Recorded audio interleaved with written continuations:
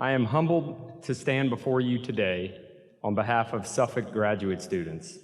Class of 2022, you are now officially alumni. Every one of you should be proud, as are the administration, Board of Trustees, family, faculty, and friends. But as Tim Ryan mentioned earlier, we wouldn't be here today without the support, encouragement, and sacrifice of the administration, our professors, and our loved ones.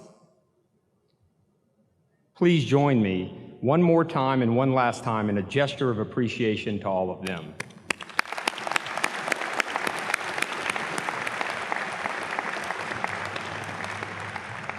You know, when Tim mentioned earlier the age of the oldest MBA student, I feared that he would give me away. So thank you to the 60-year-old graduate out there for allowing my age to remain private for a moment. Because I can think of only one reason why I was afforded the honor of saying a few words today.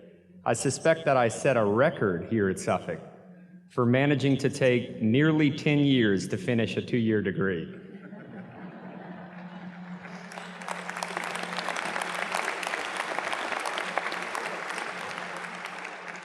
As illustrated by the speakers before me, Suffolk students hail from vastly different backgrounds, one of many reasons that make this school so unique. I was raised in a household where higher education was emphasized. I received my undergrad degree in business in 2007, law degree in 2010, and joined a law firm shortly thereafter.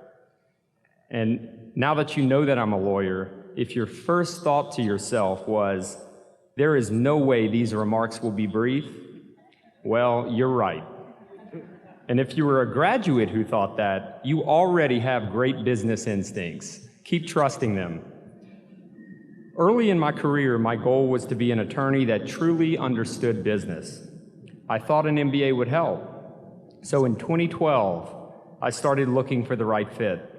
At the time, I was married, with a newborn, working full-time, and needing online evening classes. Well, not only did Suffolk offer a program which fit that criteria, it had one specifically designed for and marketed to attorneys, the only one of its kind that I found in the country. I was admitted and embarked upon what I planned to be a 2-year journey. But what we plan for ourselves is not always what life has in store for us.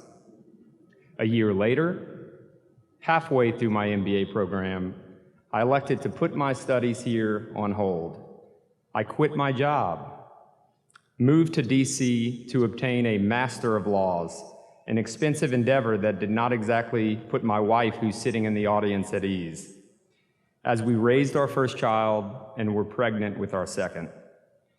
And by the way, I want to promise to my family right now that I am officially done as of today with higher education.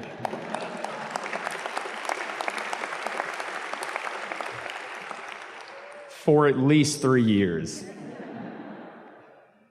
The start of my MBA here, combined with that later educational stepping stone, led to a job at one of the world's leading energy companies, where I am a passionate supporter of the company's mission.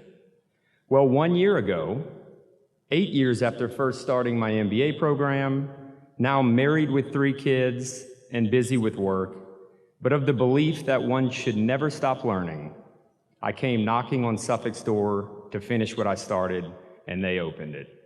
I'm now grateful to have successfully concluded it with all of you. I would not be here had Suffolk not been an early adopter of online education. Virtual classes became a necessity during the pandemic, and all of us had to change and adapt our methods of teaching and learning. We survived this challenge together. But Suffolk invested in online learning well before the pandemic, well before workplace flexibility became table stakes in global business. Suffolk had online programs when I first looked for a program in 2012, offering me and many others an education that we otherwise would not have pursued. Suffolk deserves accolades for how the administration has positioned the school to succeed.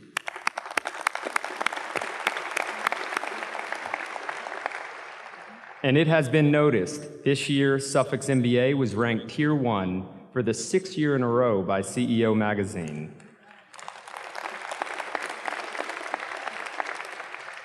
Graduates from this school on Tremont Street hail from more than 80 countries and all 50 states in the U.S. This is indeed a global institution. Winston Churchill once remarked, "Success is not final, failure is not fatal, it is the courage to continue that counts."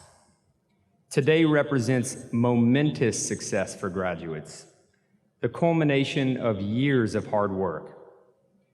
In one's lifetime, jobs can be taken away, property can be lost, but your educational accomplishments will remain yours forever. Yet even today's success should not be final. We should not retire tomorrow and let our degrees exclusively define us.